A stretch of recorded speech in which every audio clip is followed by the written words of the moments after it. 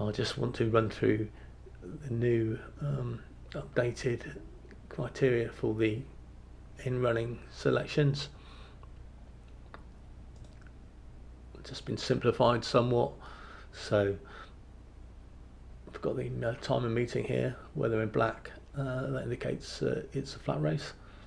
Where it's indicated in orange, it means that it's a national hunt race. And where it's shaded yellow, it's a sprint race on the flat, either a 5 or 6 furlong race. Selection name there.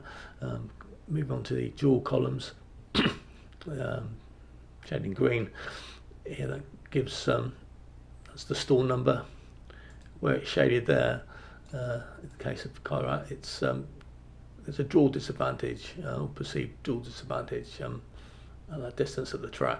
So you can see that Kyrat is drawn in stall 15, so there's a perceived track disadvantage for where it's drawn high at that particular distance. If the column was shaded,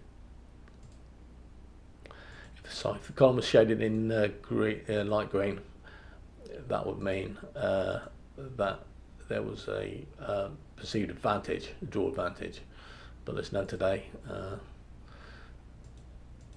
All the runners that are running on the flat seem to be running in stalls which have a disadvantage. Moving on to this column, this is stall bias. So what this means is that, taking the case of Kyrat in relation to stall 15, there's a positive bias over the norm, which means that more selections are winning from that stall than what would be expected. It's not probably the most particularly important column. If the selection was shaded red, that would be a negative bias. As I say, it's probably not the most important criteria, but we can see in this one, although Kyrat has a stall disadvantage, more selections have been winning from that stall than what would normally be expected. Moving on to the next three columns, LP and H. L is where the selection is expected to lead the race, ideal for back delay selections at the start of the race. In case of Creevy Tennant there, it's also highlighted in pink to indicate that it's expected to lead. P is for prominent, which means that these are selections which are expected to lay up with the pace, or run up with the pace, or indeed lead. And the third one there is for hold up selections, those which are not expected to lead, those that may travel through the race in midfield or are held up. Moving on to the yellow columns.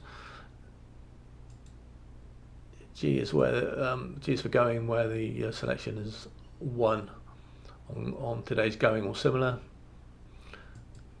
Same with the course. It's where it's won at today's course, and CL is class where the selection is won at today's class of race. As we say again, in the case of Creevy Tennant, it's showing good figures there. It's one at all those, one at the go-in, one at the course, and one at today's class of race.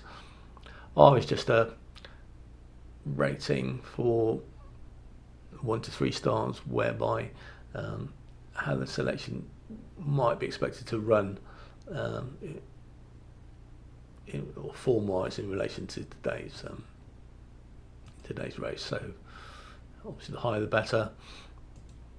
PR percentage is the percentage chance which the horse is going to lead the race, given its pace criteria.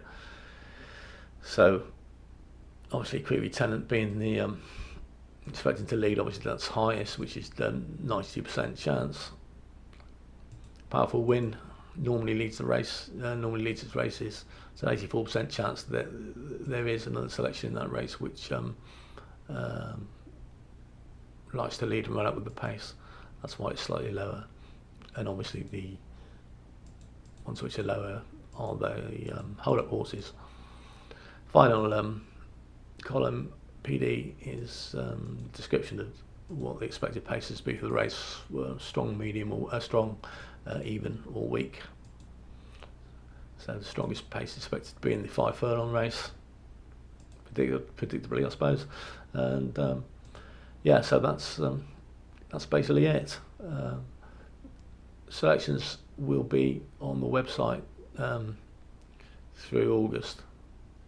So if you want to check out the daily selections. Okay, that's it.